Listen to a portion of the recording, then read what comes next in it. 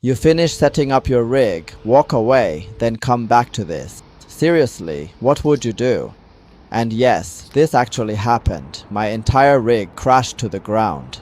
Hi everyone, I'm Ethan. This is Rooftop Astronomy. The painful part, this rig isn't cheap.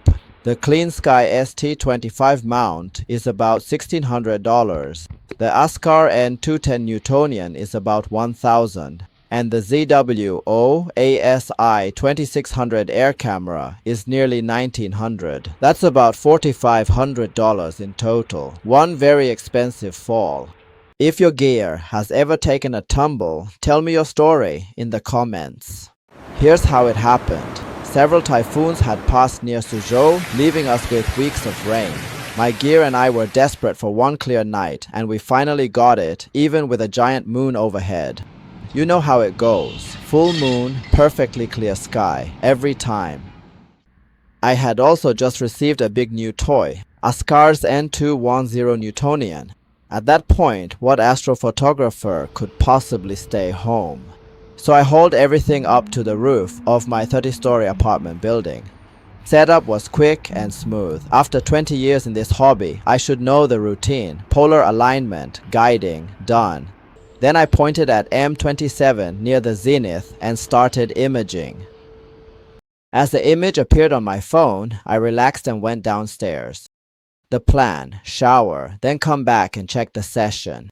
But when I returned to the roof, my sky had literally fallen. The entire rig was lying on the ground in a truly bizarre position. Instead of working hard, it had apparently decided to lie down on the job. The scope and mount were hanging over the step, looking absolutely tragic. As a veteran, I quickly assessed the situation and took action. So naturally, I ran downstairs, grabbed a camera, rushed back upstairs, and added another filming angle. Honestly, my brain just stopped. In 20 years, I had never seen anything like this. I trusted my setup skills, so naturally, my first thought was, somebody must have knocked it over. I was about to call the police when something felt wrong. My usual scopes are small. Even this N160 weighs just over 3 kilograms. But I had weighed today's Askar N210 myself. It was nearly 10 kilograms. And M27 was almost directly overhead. After the meridian flip, could the center of gravity have shifted enough to unbalance the whole rig? Still, I had checked it earlier, and it seemed perfectly stable near the zenith. Then a gust hit me, and suddenly it all made sense. Of course, that had to be it. At the very limit of the meridian flip, the heavy tube had pushed the whole setup right to the edge of balance. All it needed was one more strong rooftop gust, and then, boom, the entire rig went down. Staring at that wreck was not going to help. I needed to see how bad the damage was. First came the most fragile parts of the whole setup, the mirrors. Expecting the worst, I walked to the tube, switched on my flashlight, and looked inside. Huge sigh of relief. No cracks, no chips. Both the primary and secondary mirrors looked completely fine. Then I noticed the camera status light was still on. Somehow the ZWO ASI2600Air had survived and was still working. So the $1,900 camera was safe. Bullet dodged. I checked the ground again. No horror scene, no shattered glass everywhere. The mount's light was still on and the tube remained firmly attached. Everything was lying flat, yet apparently refusing to clock out. The mount still seemed to be tracking, and the camera was still taking exposures. Once the inspection was done, I had a bold idea. Questionable, maybe. If the rig was still imaging, why not stand it up and let it finish? Clear nights are rare. Of course, asking a setup that had just survived a disaster to go straight back to work was a little cruel, but I did it anyway. I carefully stood the rig up, reset the tripod, and roughly pointed it north. The whole setup had moved far forward. It must have rolled another half turn after the fall. Honestly, the poor thing had really been through it. I redid polar alignment, found a guide star, and programmed a 300 frame sequence. When the first frame near Polaris appeared, I checked it, and somehow, nothing was wrong. The stars were actually pretty sharp. The entire rig carried on like none of this had ever happened. So I slewed back to M27 and resumed imaging. Guiding was normal too. The ST25 still held its accuracy.